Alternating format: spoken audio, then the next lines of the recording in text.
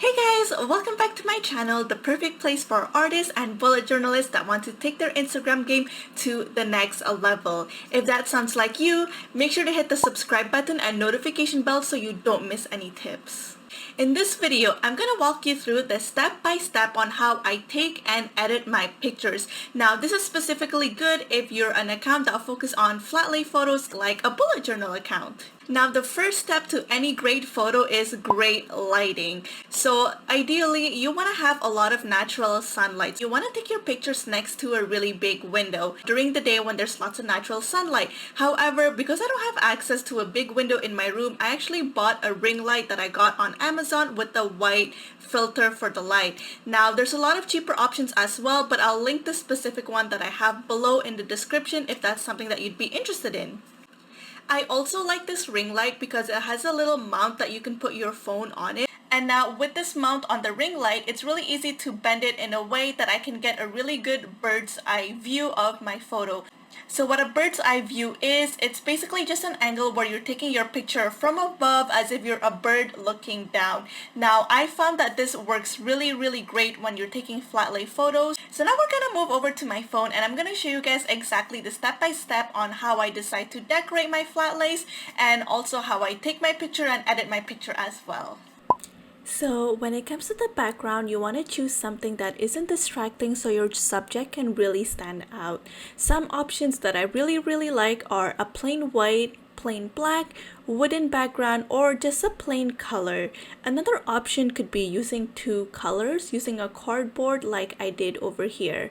For this picture, I'm just going to use a plain white background, so I took it out, but this is just an example of a way that you can use two colors for your background.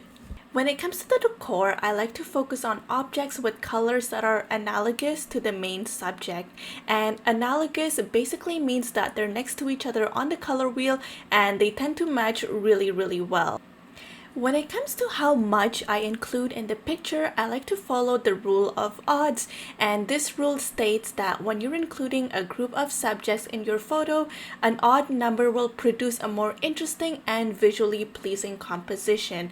So in here, I decided to put 1 flower and 3 pens as the decor of my photo.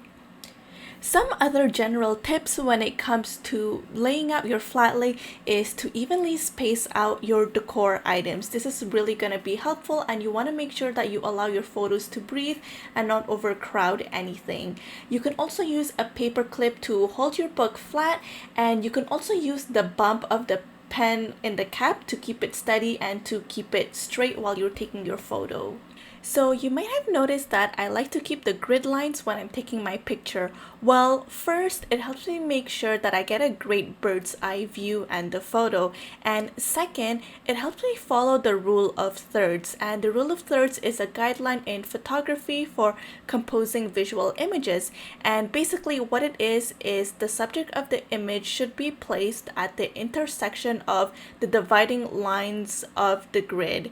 And I find that this works really well for flat lay photos, and it's also really easy to learn. So for this specific picture, I really wanted the focus to be the girl's eyes, and so I made sure it lined up with one of the intersections on the grid. So now I just take my photo, and now we're ready to move on to the next app, which is Snapseed. So now we're gonna open the picture that we took on our camera with the app Snapseed. We're gonna go to Tools and select Brush.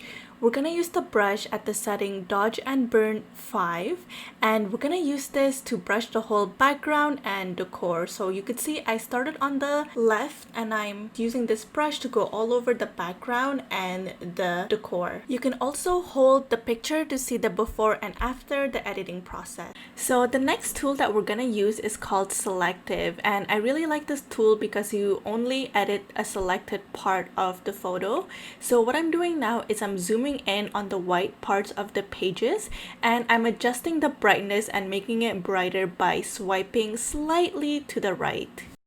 And so as you could see, I'm just doing this on the 4 corners of the page where it's white.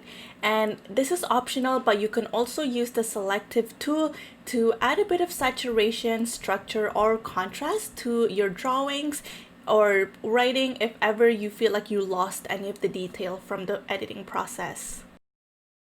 So if you want to make your picture a little bit brighter, I also like to go in tools and select curves. I like to adjust the brightness slightly by dragging the curve a little bit to the top. Once you're happy with the lighting, we're gonna add our watermark. So we're gonna go in tools and select text, double tap to edit the text and just write your Instagram username. I like to place it in the top left or bottom right of the picture. Typically our eyes read in a Z formation, so I want it to be the first or last thing that they see. Now you could click done to save the photo. Now you're gonna upload the photo that you edited from Snapseed onto Lightroom. You're gonna use the little photo add icon next to the camera and go on all photos to select the photo that you want to edit. Once you're editing the photo, you can swipe the toolbar at the bottom, look for the little triangle icon called detail, and I like to just increase the sharpness of my photo. Now you can click on the top right icon to share and export the photo. You want to customize dimensions to have it at 1080 pixels. This is the best resolution for square photos on Instagram. Now this is an optional step, but I usually use Later to schedule and automate my post. Another feature that I like about Later is that you can preview to see how your photo would look on your feed. So to do so, you can just upload the edited photo on Later, schedule a post with that photo, and there's an option to preview how it looks on your Instagram feed. This is gonna help you see if it's consistent with your theme, and it's really gonna help you visualize just how it looks overall. And now here's a side-by-side comparison of all of the 3 steps of the editing process. So now that you know how to take amazing photos of your bullet journal, it's time to make sure that the rest of your profile is also well set up so you can have a successful bullet journal Instagram account.